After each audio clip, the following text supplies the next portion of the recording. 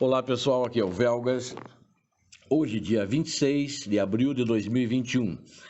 Hoje lembramos 35 anos do acidente nuclear de Chernobyl, na Ucrânia, onde trouxe muitos prejuízos humanos, à saúde das pessoas, muitas vidas foram sacrificadas e muitos problemas trouxeram para o país esse acidente que aconteceu na antiga União Soviética. Eu quero pedir primeiro que vocês inscrevam-se no canal, que vocês deem o seu like, é muito importante, que vocês compartilhem com suas redes sociais e também façam seus comentários. O acidente nuclear de Chernobyl, ele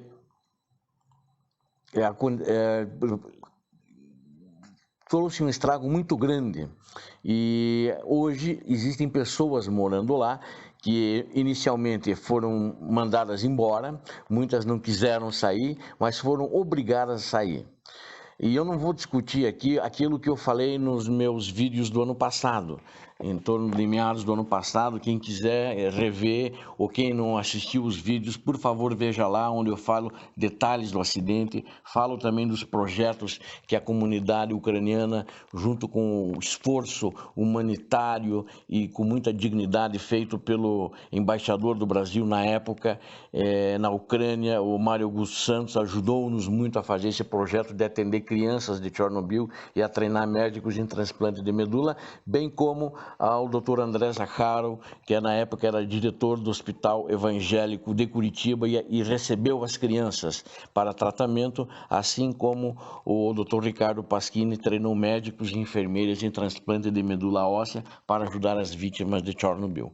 Eu não vou me referir novamente a esses casos para não ficar repetitivo, mas vou falar da nova realidade onde estão morando pessoas que foram mandadas embora e as famílias foram voltando.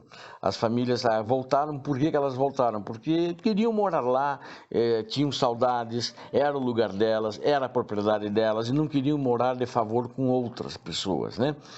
Essa zona de exclusão, que foi a área afetada, ela tinha uma área de 2.600 km². Mas as pessoas tentavam voltar, vinham pela estrada, a polícia mandava embora, porque tem barreiras. E aí eles começaram a voltar pelo mato, né? Entravam por lugares proibidos, entravam e iam até a sua casa. Quando viam, as pessoas já estavam morando lá. Isso são 5 anos depois que aconteceu o acidente. E elas voltavam, continuavam morando lá. E aí o governo desistiu e deixou eles morando lá. Hoje eles são alvo de estudos, né? Mensalmente o governo faz exames médicos, se precisar ele faz antes. E o que é interessante, no lugar onde moram essas pessoas, a radiação é baixa. Quando ela é alta, né, ela chega a mais ou menos 1%, 1% e pouco de radiação. Comparando com outras regiões de Chernobyl, que também tem regiões com a radiação baixa, né? Eu vou falar mais adiante em mais detalhes, na parte animal da vida, inclusive, mas a radiação também é baixa, mas existem lugares onde a radiação é mais alta. Tanto que a gente pode ver o seguinte, essas pessoas moram lá, tem crianças, vocês viram agora há pouco a fotografia de uma menina, de uma criança em posição de luta de karatê, né? Ela mora lá com a família dela.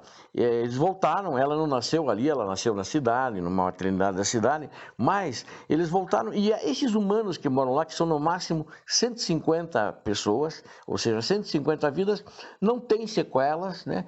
Eles devem ter desenvolvido ou anticorpos, ou alguma imunidade, e principalmente acredito que a proteção de Deus, como muitos falam, né? E são pessoas, inclusive, muitas delas, bastante religiosas. E elas hoje são alvos de estudo através do Ministério da Saúde da Ucrânia, né, que examina elas mensalmente, todos os habitantes da cidade, e também faz exames suplementares se necessário. E esses estudos que o governo está fazendo, até para conhecer melhor e em caso de houver mais necessidades, eles poderem saber como reagir, como que as pessoas vão reagir, junto com órgãos internacionais, patrocinados pela ONU, existem organizações americanas, né, que estão coordenadas pelo governo da Ucrânia através do Ministério da Saúde. E é muito interessante, eles têm criação, eles plantam e comem o que plantam, né? Não tem sentido nenhum problema de radiação, né? No começo achava, se a comida vai estar radioativa, mas parece que não é o caso lá, pelo menos o que foi visto até agora. Os animais que eles criam também, né? Além de que vocês estão vendo um cavalo aqui, eles criam outros animais como galinha, porcos, né? Etc. Tem ovos, vocês estão vendo aqui peixes, né? Então é um pescador que estava pescando e foi perguntado a ele por um pesquisador, mas pô, você não tem medo de comer? Pode estar contaminado? Ele disse, não, os peixes embaixo da água não estão contaminados. E eles comem o peixe normalmente, né? O pescador fez os peixes, né? E não aconteceu nada com ele, não foi examinado depois e foi feito acompanhamento e não está contaminado, não tem nenhuma doença, nenhuma sequela da radiação.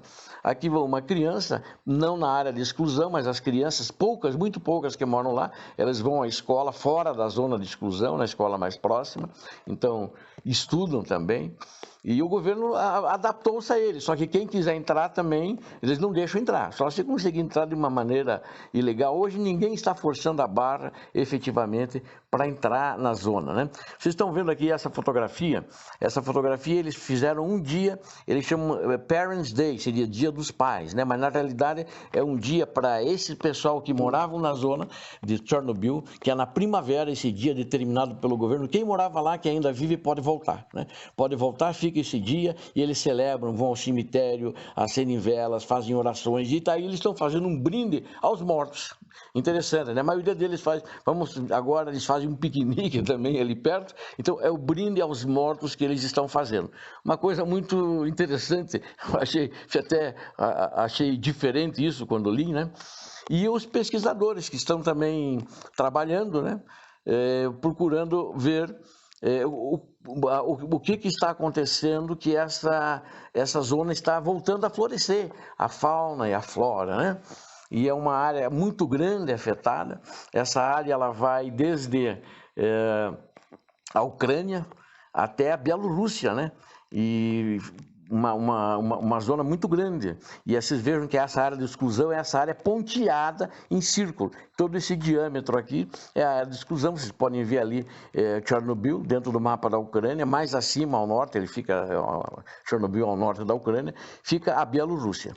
E então, graças a Deus, a vida e nem todos morreram e sobreviveram, e parece que esses estão sem sequela e estão continuando bem.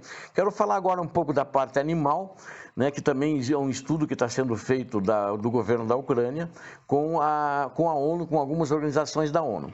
Muitas pessoas pensam, inclusive, que a área ao redor da usina nuclear de Chernobyl é um lugar de desolação pós-apocalíptico, né? A gente já viu agora com os humanos que não. Mas mais de 30 anos depois, ou seja, agora com 35 anos, depois que os reatores explodiram, que desencadeou, esse é o pior acidente da história nuclear da humanidade. A ciência nos diz alguma coisa um pouco diferente, são inúmeros cientistas que estão lá trabalhando. E esses cientistas descobriram que a terra ao redor da fábrica, vamos chamar assim, da usina, né, que está praticamente fora dos limites para os humanos, ninguém pode ir dentro da usina, efetivamente. Alguns técnicos desses cientistas que vão, ela se tornou um refúgio para a vida selvagem, com linces, bisões, tem veados, ursos, né, lobos e pássaros, entre outros animais, vagando por florestas muito densas, florestas que acabaram fechando, ou seja, a flora voltou a crescer. Essa chamada zona de exclusão, ela agora representa a terceira maior reserva natural da Europa continental e se tornou uma experiência icônica, embora acidental, no reflorestamento. Então vocês vejam que coisa interessante, desse acidente temos a maior reserva florestal por um acidente. E é um exemplo fascinante do poder da natureza de se recuperar da degradação, né? Isso, estou impressionado porque os humanos que estão lá, eles voltaram, eles não são de lá. É uma equipe, é um grupo muito pequeno, né? Sim, não tem tanta representatividade, apesar de estarem se estudando. Agora, de acordo com Tim Christoffersen, ele é chefe do Nature for Climate Branch do Programa das Nações Unidas para o Meio Ambiente, que trabalha lá com a sua equipe, junto com os cientistas ucranianos. Ele está trabalhando com o Ministério da Ecologia e Recursos Naturais da Ucrânia e a agência estatal, que é uma agência para apoiar esse renascimento da fauna e da flora. É um projeto de 6 anos e é financiado pelo Fundo Global para o Meio Ambiente, intitulado Conservando, Melhorando e Gerenciando Estoques de Carbono e de Biodiversidade na Zona de Exclusão de Chernobyl. Ajudou a estabelecer uma reserva nacional da biosfera ao redor de Chernobyl, disse o coordenador desse programa, né? As equipes trabalharam em estreita colaboração também com o pessoal da Bielorrússia, porque é uma floresta que ela é unida com a Bielorrússia, está muito densa também nessa união por terra.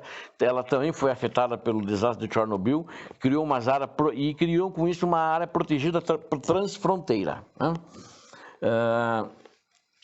E a floresta natural, ela está ajudando muito a descontaminar, né?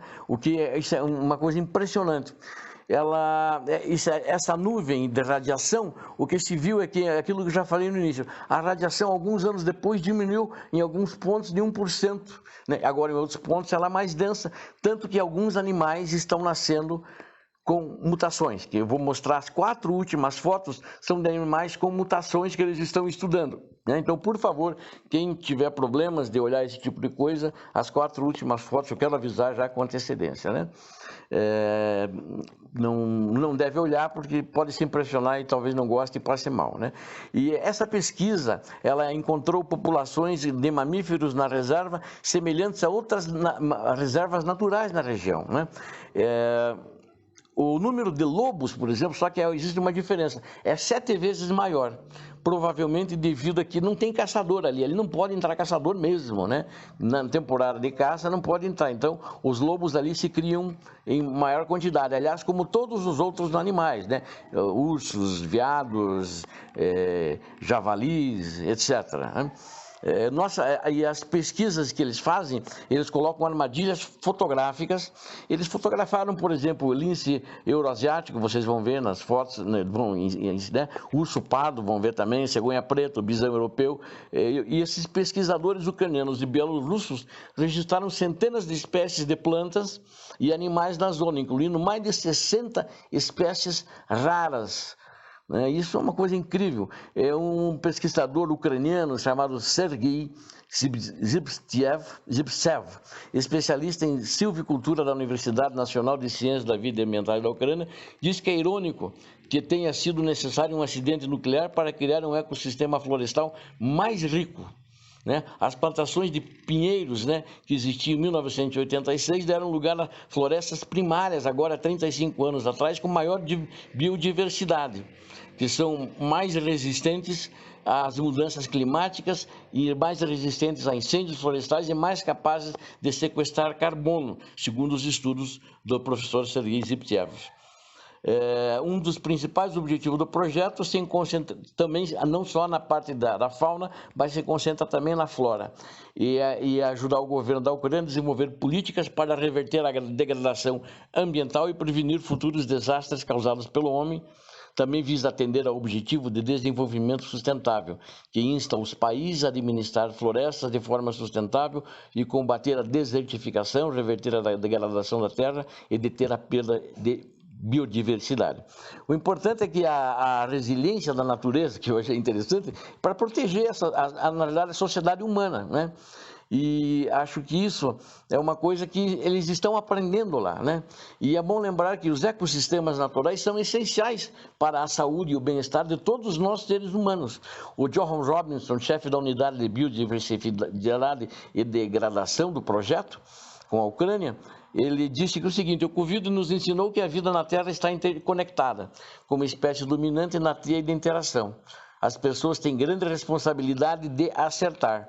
Na zona de exclusão, isso inclui levar em consideração a conservação da biodiversidade, o sequestro de manejo do carbono e o manejo sustentável da terra durante o manejo desta paisagem. O projeto está ajudando o governo da Ucrânia a obter esse know-how. Isso, veja, é uma coisa muito importante que a Ucrânia está fazendo. É uma coisa junto com a ONU, é claro, e a ajuda de outros países estrangeiros, e a ajuda das Nações Unidas, como eu disse, e outras organizações, e que parece que está dando certo. Eles estão conseguindo ver que, apesar da radiação existente, ainda existe uma esperança, né? Mesmo um acidente dessa magnitude ainda não acabou com a biodiversidade, não acabou com a vida, e tanto que a vida existente continua lá. Muito obrigado a todos. Vamos continuar agora na sequência, na minha análise.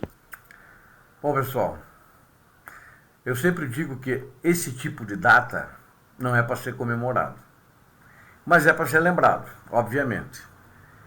Por que é para ser lembrado? Primeiro, para a gente não esquecer, são erros que aconteceram, né? Quem quiser ver os erros que aconteceram, como eu comentei, como eu mostrei, procure no histórico dos meus vídeos, entre abril, eu não publiquei em abril, mas entre abril e a metade do ano que vocês vão ver isso. Publiquei uns 3 ou 4 vídeos sobre Chernobyl. É muito importante porque a humanidade precisa saber, e principalmente num mundo que a gente vive, que é um mundo democrático, pelo menos assim acho, para que a gente cobre sempre das autoridades para que essas coisas não aconteçam desse lado do mundo como aconteceram lá. Vocês sabem que o regime soviético era um regime autoritário, não era democrático, e aconteceu por causa disso. Porque umas instruções que teriam que estar no manual não estavam, arrancaram a página porque essa usina era obsoleta, e se acontecesse aquele tipo de problema que aconteceu no teste, não tinha solução, ia explodir mesmo, ia incendiar. Mas isso é assunto para vocês verem no outro vídeo. Mas o que a gente ganhou com isso? 35 anos depois, a gente vê que a humanidade está ganhando porque estão estudando os efeitos. Estão estudando os efeitos nos humanos, por que uns podem ser, apresentar problemas de doenças, como leucemia, os mais diversos tipos de cânceres, etc., tireoide, etc. E por que outros não? Porque determinada população não os afeta. Por que alguns animais são afetados, inclusive sofrendo mutações genéticas, e outros não? Nos humanos eu quero ressaltar o seguinte: mulheres grávidas não ficam lá, não podem ficar nessa área onde moram essas pessoas, na área de exclusão. Isso é importante destacar. Elas são obrigadas a ir embora para a cidade. Então, até um determinado período que ela dá à luz, se ela morar lá, ela pode voltar depois. Antes disso, não. Mas embora que a maioria da população lá são pessoas idosas, né? São pessoas idosas e parece que são longevas. Mas essa maioria desses idosos que estão lá tem mais de 70 anos.